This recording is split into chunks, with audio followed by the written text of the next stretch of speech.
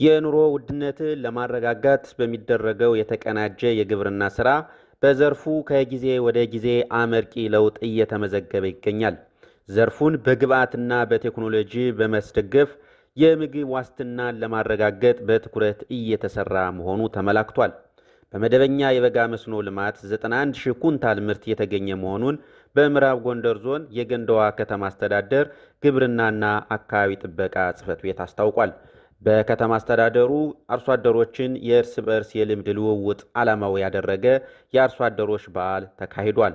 276 ሄክታር መሬት በመጀመሪያ ዙር በመደበኛ የበጋ መስኖ በማልማት ከ51,000 ኩንታል በላይ ምርት ለማግኘት አቅዶ 91,000 ኩንታል ምርት የተገኘ መሆኑን የገንዳዋ ከተማ አስተዳደር ግብርናና አካባቢ ጥበቃ ጽሕፈት ቤት ኃላፊ አቶ ማንደፍሮ ተፈራ ይናገራሉ። 276 ሄክታር አቅደን 257 ሄክታር ያለመበት ነው ያለ 51,000 ሄክታር ከማንም ኩንታል እናገኛለን ብለን ወደ 91,000 ኩንታል ምርት እዚህ ከአንደኛ ዙር መስኖ ላይ ያገኘንበት ነው ያለ።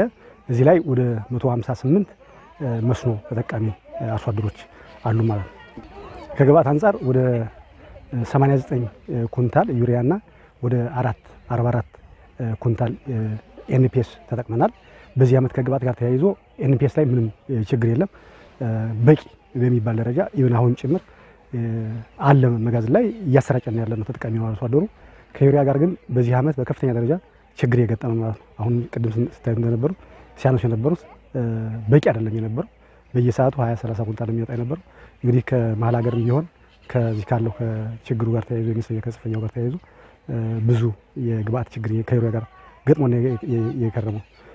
ወጣት ጥላውን የሱፍ እና ማማር ሙልጌታ ቲማቲም፣ ሽንኩርትና ሌሎች አትክልቶችን እያመረቱ መሆናቸውን አስረድተዋል። በሁለት አይነት ስራ ዘርፍ ተሰማርቼ ሰራ የቆየው ነኝ። እኔ እንኳን ወደ መስኖ ጥቅሙን ከተረዳሁትና ካወቁት ጥቂት ጊዜዎች ሆነዋል ማለት ነው። በመጀመሪያ ደረጃ ማሽላና ሰሊጥ በክረምት በዝናብ ማለት ነው እናመርት ነበረ። ከዛ በተቃራኒ ግን ክረምት ያለማነው ልማት ብዙም ጥቅም ስለማናገኝበት ወደ በጋ መስኖ ተሰማርተን ሽንኩርት፣ ቲማቲም፣ ሰላጣ ነገሮችን እናመርታለን በስፋት። ቢያንስ ከኔ ጋር ወንድሜም አብሮ የስራ ጋር ነው አብሮ ይሰራል። 6 ሄክታር ወይም 5 ሄክታር የሚሆን በሄክታር ለክተን ስላላወቅ ነው መሬቱን 6 ሄክታር ይሆናል ብዬ ገምታለሁ። 6 ሄክታር ሙሉ ሽንኩርትና ቲማቲም ሸፍነናል። ወቅታዊ አንዳንድ ችግሮች ቢኖሩም እነዛን ተቋቁመን በቻልነው መጠን ስራውን እያስኬድን ያለ ነው። እኔ አሁን ከመስኖ የክረምቱ ስራ ሙሉ በሙሉ ትቼ ወደ በጋ መስኖ ብገባ ደስተኛ ነኝ እንደኔ ማለት ነው። ምክንያቱም ጥቅሙን ስላወቁት። ሽንኩርት ላይ የገበያ ትስስር ወላ አላስፈላጊ ነገሮች ከሌሉበት በስተቀር እንደ ሽንኩርት አዋጭነት ያለው ነገር የለም። ቢያንስ ከአንድ ሄክታር 4 ጥማድ ይሆናል። ከአንድ ጥማድ 100 ኩንታል ማግኘት ይቻላል። 100 ኩንታል ሽንኩርት ማግኘት ይቻላል። እና ያው ያለው ሁኔታ ሲመቻች ተመቻችቶ ከጥሩ ግብዓት አግኝቶ ከተሰራ ልማቱ አዋጭነት አለው። ነገር ግን በጎኑ ላይ ደግሞ ችግሮች አሉ። እነዛ ችግሮች ያው መቼም በግብርኖች አማካይነት በተለያየ የሙያ ድጋፍ እየተደረገ ያለው ሁኔታ እየተቋቋም ቢያንስ ያለውን ልማት እያስኬድን እንገኛለን።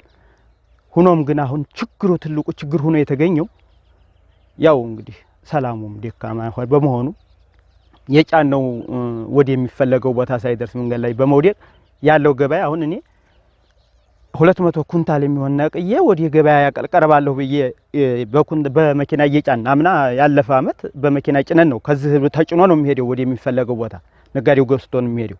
አሁን ግን ነጋዴም ባልመጣ ብሎ ለንዝ ብለን ቁጭ አድርገን ማለማው ወደ 3 ሄክታር አካባቢ ነው ማለማው የተከፋፈለ ቅጠሉን ባንድ ጎን ሽንኩርቱን ባንድ ጎን ቲማቲም ባንድ ጎን አድርጌ ማለት ነው። በዛው ውስጥ በእኔ የሚሰሩ ልጆች አሉ አብረው የሚሰሩ 2 በቋሚ ያለ 1 በጊዜያዊ በወር ሰራተኛ አለ። እኔም አብሬዛ ነው የምሰራ እና ዋናው ነገር እንደ ጥቅም አትክልት ይጠቅማል፣ ጠቃሚ ነው። በመሀል ላይ ደግሞ የሚያጋጥሙ ነገሮች አሉ። የማዳበሪያ እጥረት አለ፣ የነዳጅ እጥረት አለ። በተለይ አሁን ነዳጅ በጣም ከባድ ነው። ስናሄድ በአግባቡ አናገኝም። ኩፐን ሲያዝ ራሱ ኩፐኑን ይወረውረዋል። የመንግስት አካል መፍትሄ እስካሁን ያልሰጠበት ዋናው ነገር ነዳጅ ነው፣ ናፍጣ ነው። እሱ ላይ መፍትሄ ቢሰጥበት። ለምንድን ነው እኛ እያለማን በዚህ ሙቀት ያለ ውሃ መቼም ይሄ አረንጓዴ ነገር አይገኝም። ስለዚህ እዚያ ላይ ትኩረት ተሰጥቶበት በደንብ የነዳጅ ነገር ቢታይ። በበጀት ዓመቱ በከተማ አስተዳደሩ በመጀመሪያ ዙር 138 አልሚ አርሶ አደሮች የተሳተፉ መሆኑን ከከተማ አስተዳደሩ ግብርናና አካባቢ ጥበቃ ጽሕፈት ቤት ያገኘነው መረጃ ያመላክታል።